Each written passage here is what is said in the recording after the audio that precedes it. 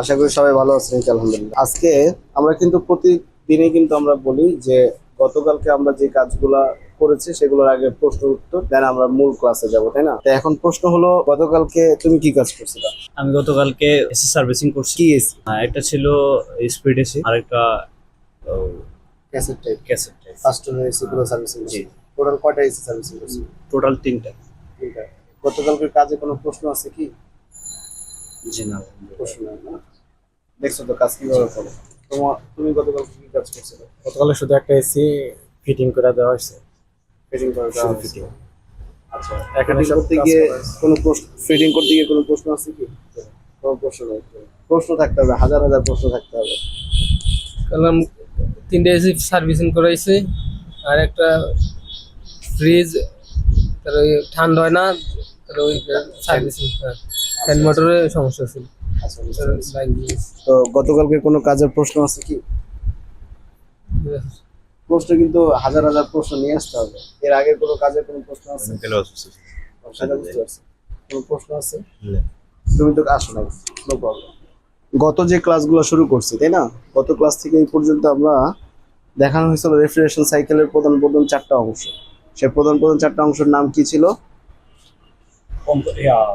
Compressor, তারপর condenser, evaporator, control device. এই চারটা প্রধান প্রধান অংশ। কিন্তু এই 4টা প্রধান প্রধান অংশ আসলে থাকে কোথায়? যেমন এয়ার কন্ডিশনিং সিস্টেমে থাকে, রেফ্রিজারেটরে থাকে, তারপর হলো সেন্ট্রাল এসিতে থাকে, ভিআরএফ এসিতে থাকে। এক কথায় হিমায়ন যন্ত্রের প্রত্যেকটা জায়গায় এই 4টা ডিভাইস থাকবেই থাকবে। এগুলো হলো প্রধান প্রধান 4টা অংশ। কথা বুঝতে পারছি? আর এই 4টা অংশ মূলত যাকে পরিচালনা করে সে হলো হিমায়ক বা রেফ্রিজারেন্ট। সাধারণ মানুষ কি বলে এটাকে? গ্যাস। কথা বুঝতে পারছি? কিন্তু সাধারণ মানুষ গ্যাস বললেও আমরা কিন্তু আমাদের যে ভাষা সেটাতে গ্যাস বলা যাবে না।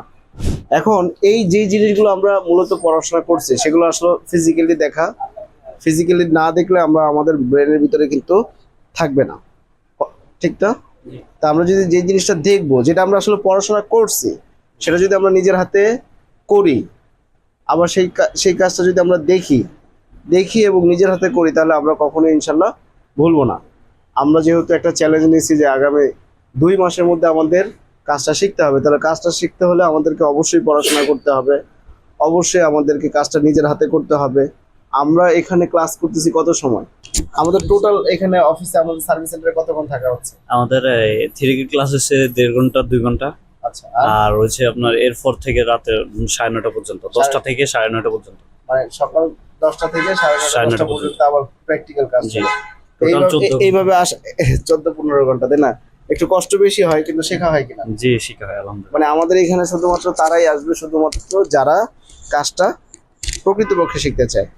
তো আমরা এই জিনিসটাকে মেলাই। হ্যাঁ, আমরা বোর্ডের মধ্যে চিত্রের মধ্যে এঁকেছি এরকম যে কম্প্রেসারটার নিচে ডান পাশে কন্ডেন্সার, উপরে কন্ট্রোল ডিভাইস, বাম পাশে ইভাপোরেটর, এইভাবে আঁকছি। এটা বোঝানোর ক্ষেত্রে বলা হয়েছে, তাই না?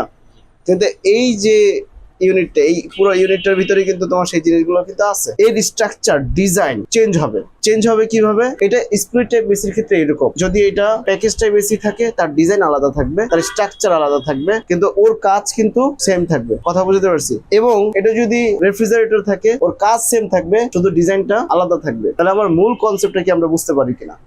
আমরা যদি মূল কাজটা বুঝে যাই, তাহলে আমাদের জন্য কোনো বড় এসিও আমাদের কাছে কোনো ঘটনা না, ছোট ফ্রিজও আমাদের কাছে কোনো ঘটনা না। মূল কনসেপ্টটাকে আমাদের ক্লিয়ার করতে হবে, একেবারে সোজা সাপটা কথা। এখানে প্রধান প্রধান 4টা অংশ আমরা একটু দেখাই। এটা হলো কি? কম্প্রেসার। কম্প্রেসারের কাজটা কি? সংকোচন করা। মূলত কম্প্রেসার 3টা কাজ, একটা সাকশন, একটা কম্প্রেশন, আর একটা হলো ডিসচার্জ। কম্প্রেশনটা যে করে তার নাম হলো কি? কম্প্রেসর। এরপরে আছে এই যে আউটডোর ইউনিটে যে টিউবগুলো দেখা যাচ্ছে, এই যে পুরোটা, এটা পুরোটার নাম কি? এই যে পুরোটা কন্ডেন্সার, যেটা তাপ কি করে? বের করে দেয়, বর্জন করে দেয়, তাই না? এটার নাম কি? কন্ডেন্সার। এখন এই কন্ডেন্সার তো উত্তপ্ত হয়, গরম হয়। এখন গরম হয়ে ও যে অ্যাটমসফিয়ারে প্রকৃতির মাঝে যে বাতাসটাকে, গরম বাতাসটাকে বের করে দিবে, সেই জায়গাটা বা শক্তিটা কিন্তু নাই। এখানে অক্সিলারি একটা সাপোর্ট দেওয়া হয়েছে। কি সাপোর্ট? যে একটা কন্ডেন্সার ফ্যান মোটর। এটার নাম কি? এই পুরোটার নাম কি? Condenser fan motor. এই ফ্যান মোটরটা অনেক টাইপের হতে পারে। আমি কথা বুঝতে পারছি? We are from